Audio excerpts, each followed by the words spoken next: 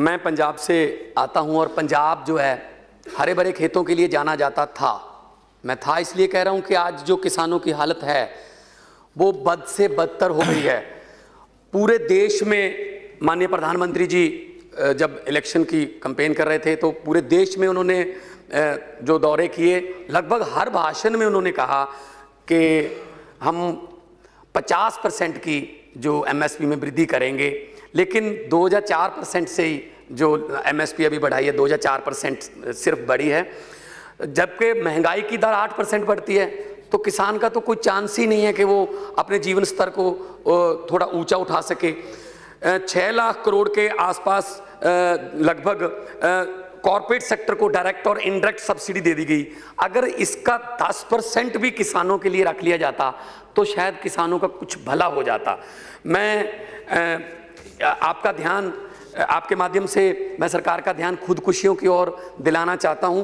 क्यों हो रही हैं खुदकुशियां? क्योंकि फसलों के भाव नहीं मिल रहे और पानी का स्तर पंजाब में इतना नीचे चला गया कि ट्यूबवेल लगाना बहुत पहुंच से बाहर हो गया किसान से। और जो नदियां नालों का पानी है वो प्रदूषित पानी उसमें डालकर काले रंग का पानी पंजाब में, अध्यक्ष जी, काले रंग का पानी आता है जो कैंसर बांट रहा है। वो स्टेट, वो राज्य जिसका नाम पानियों पर था, 5 आब 5 दरिया, उसका पानी पीने लायक नहीं है और सिंचाई के लायक भी नहीं है। पहले अंग्रेज काला पानी की सजा देते थे, लेकिन पंजाब के किसानों को हमारी सरकारें ही काला पानी की सजा दे रही हैं। और जिसमें जो फसल बीमा है, जो फसल बीमा मुआवजा मिलता है, उसका तरीका क्या है? पंजाब में 144 यूनिट बनाए हुए हैं, 12,000 से ज्यादा गांव हैं, 90 के आसपास गांव 1 यूनिट में आते हैं। अगर आपको मुआवजा लेना है, कोई बेमौसमी बरसात हो गई या ओले पड़ गए, तो कम से कम 35 से 40% नुकसान होना चाहिए, यानी कि 35 से 40 गांवों का नुकसान होना चाहिए, तब मिल सकते हैं। मैं कहता हूं कि 90 गांवों को यूनिट नहीं मानना चाहिए, 35 गांवों को यूनिट नहीं मानना चाहिए, हर गांव को यूनिट मानना चाहिए। कई बार क्या होता है, एक गांव की एक साइड में बेमौसमी बरसात हो जाती है, ओले पड़ जाते हैं, दूसरी साइड बच जाती है, तो उसको आप मुआवजे में यूनिट नहीं मानोगे, उसको कुछ नहीं मिलेगा। और जो मुआवजा मिलता है वो तो एक किस्म का मजाक होता है। कभी 26 रुपए के चेक, 13 रुपए के चेक, 15 रुपए के चेक भी किसानों को दिए जाते हैं सरकारों की तरफ से। तो जो एमएसपी जो फसलों के भाव जब तय करते हैं तो इसके लिए राज्यों से मांगा जाता है कि आप पट्टे की कीमत दो कि कितने रुपए में 1 एकड़ पट्टे पर लिया जाता है।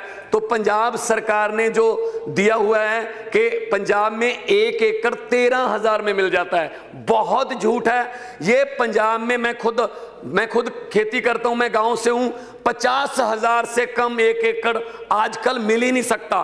तो उस आधार से एमएसपी 13,000 के हिसाब से बना दी जाती है। तो हालत ये है अध्यक्ष जी, नए ट्रैक्टर बिकने आते हैं, पंजाब में ट्रैक्टरों की मंडी लगती है, उसमें बिल्कुल नए ब्रांड न्यू ट्रैक्टर बिकने आते हैं। असल में ट्रैक्टर नहीं बिकने आते, किसान खुद बिकने आते हैं, क्योंकि कहीं से भी उसको कर्ज नहीं मिलता। बच्ची की शादी करनी है या पढ़ाई पर खर्चा हो रहा है बच्चों की, तो क्या होता है, वो कहते हैं जमीन के नंबर दे दो और ट्रैक्टर नया ले लो, महंगे से महंगा ट्रैक्टर ले लो, और 5-6 दिन बाद मंडी में वो ट्रैक्टर कैश 2 लाख या 2.5 लाख का घाटा खा के वो ट्रैक्टर बेच दो, 5-6 लाख हमारे पास नकदी आ जाएगी, चलो बेटी की शादी कर लेंगे।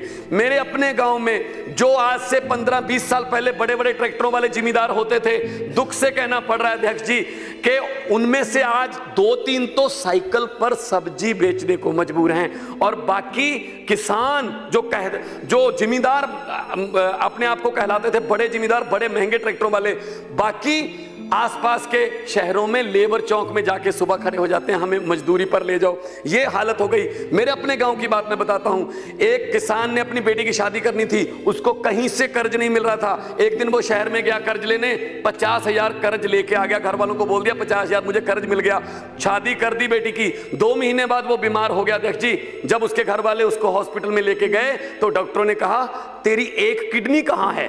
तो घर वालों ने पूछा कहाँ है, तो उसने कहा जो बेटी की शादी के लिए मैं कर्ज लेके आया था, असल में कर्ज नहीं था, मैंने किडनी बेची थी। किडनी बेच बेच कर शादियां कर रहे हैं किसान, वो किसान पंजाब का जो पूरे देश का पेट पालता, खुद भूखे पेट सोने पर मजबूर हो गया।